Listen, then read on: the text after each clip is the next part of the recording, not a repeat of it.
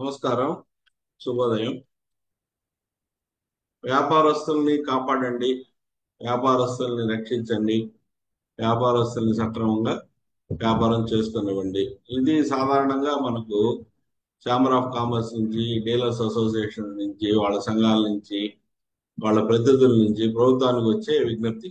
ఇది ఎక్కడైనా కామన్. అది వాళ్ళ డ్యూటీ కాబట్టి వాళ్ళు వ్యాపారస్తుల పరిరక్షణ కోసం, వాళ్ళ సంరక్షణ కోసం పదే పదే ప్రభుత్వానికి విజ్ఞప్తులు చేస్తుంటారు.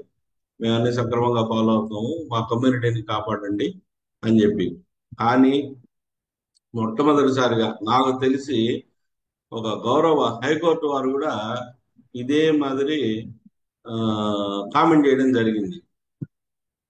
వ్యాపారస్తుల్ని రక్షించండి, వ్యాపారస్తుల్ని కాపాడండి, వ్యాపారాన్ని సంరక్షించండి, దేశానికి, ఎంప్లాయ్మెంట్ జనరేషన్కు, దేశ అభివృద్ధికి, ప్రతిదానికి ఈ వ్యాపారం అనేది వ్యాపారస్తులు అనేది చాలా కీలకమైన వ్యక్తులు. వీళ్ళని కానీ మీరు కానీ నిర్లక్ష్యం చేసినట్లయితే, ఇలాగే వేధిస్తున్నట్లయితే దేశ అభివృద్ధి ఉండదు, ఎంప్లాయ్మెంట్ జనరేషన్ ఉండదు, పరిశ్రమలు మూతపడిపోతాయి. ఈ జిఎస్టి చట్టం యొక్క ముఖ్య ఉద్దేశం అది కాదు. వ్యాపారస్తుల్ని కాపాడండి, వాళ్ళని సక్రమంగా వ్యాపారం చేసుకునివ్వండి, చట్ట ప్రకారంగా మీ పని మీరు చేయండి. ఇది మొదటిసారిగా మనం ఒక గౌరవ హైకోర్టు నుంచి వింటున్నాం. వివరాల్లోకి వెళ్తే గౌరవ ఉత్తరాఖండ్ హైకోర్టు వాళ్ళు ఈ ఇన్పుట్ ట్యాక్స్ క్రెడిట్ బ్లాకింగ్ మీద చాలా సీరియస్ గా స్పందించాల్సిన పరిస్థితి వచ్చింది. The Uttarakhand high court has criticised the GST department for arbitrary action against businesses by blocking ITC before issuance of the show cause notice. అసలు షోకాజ్ నోటీసే లేకుండా ఇన్పుట్ ట్యాక్స్ క్రెడిట్ ని బ్లాక్ చేయడం అనేది సరైన పద్ధతి కాదు. ఇది జిఎస్టీ చట్టం యొక్క ఉద్దేశం కాదు. మీరు చేసే పని ఎలా ఉందంటే, ముందు పనిష్మెంట్ ఇచ్చేసి తర్వాత ట్రయల్ కోర్టు రన్ చేసినట్టుగా ఉంది. అంటే కోర్టులో ముందు పనిష్మెంట్ అయిపోతుంది, తర్వాత వాదోపవాదాలు జరిగి ఇరు వర్గాల వాళ్ళు చేసి తర్వాత జడ్జిమెంట్ ఇచ్చినట్టుగా ఉంది. ఇది కరెక్ట్ పద్ధతి కాదు అని చెప్పి చాలా హార్ష్ గా కామెంట్ చేయడం జరిగింది. తర్వాత ఇంకా కూడా ఏమంటుందంటే, the department behaviour is appalling. We believe that the goal of the GST Act is not to shut down companies or drive them out of the business. అసలు జిఎస్టి ప్రవేశపెట్టిందే వ్యాపారాన్ని రక్షించడానికి. మరి గోల్ ఆఫ్ ది జిఎస్టి మీరు చెప్పే ప్రకారంగా companies shut down చేసుకోవడం, లేదా companies మూసుకొని వెళ్ళిపోవడం, drive them out of the business, వ్యాపారం నుంచి బయటికి వెళ్ళిపోవడం. సో ఇటువంటి పద్ధతికి మీరు శ్రీకారం చుట్టొద్దు. వ్యాపారస్తుల్ని కాపాడి దేశ పురోభివృద్ధికి వాళ్లే కీలకము, ఎంప్లాయ్మెంట్ జనరేషన్ కి వాళ్లే కీలకము. ప్రతిదానికి మీరు వ్యాపారస్తులు ఇలా కానీ వేధిస్తున్నట్టయితే వాళ్ళు వ్యాపారం నుంచి వెళ్ళిపోయే పరిస్థితి వస్తుంది.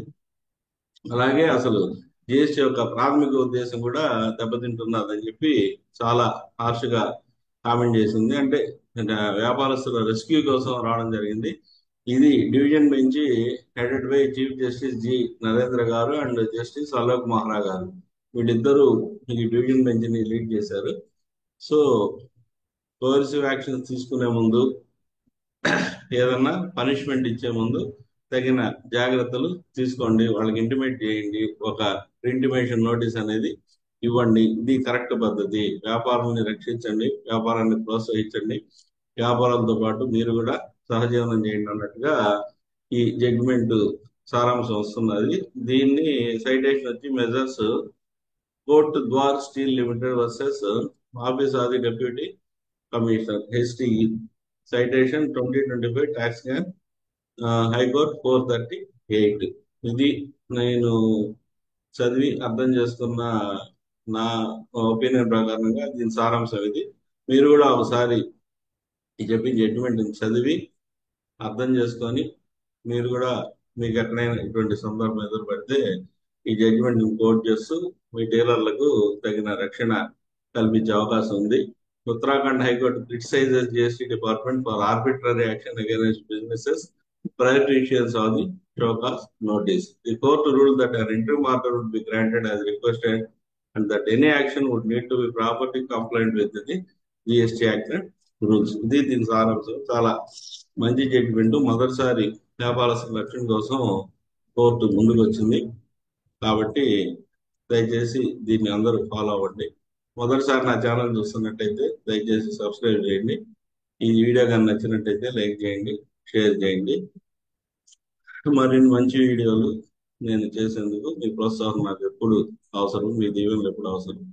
అందరికీ నమస్కారం, శుభోదయం.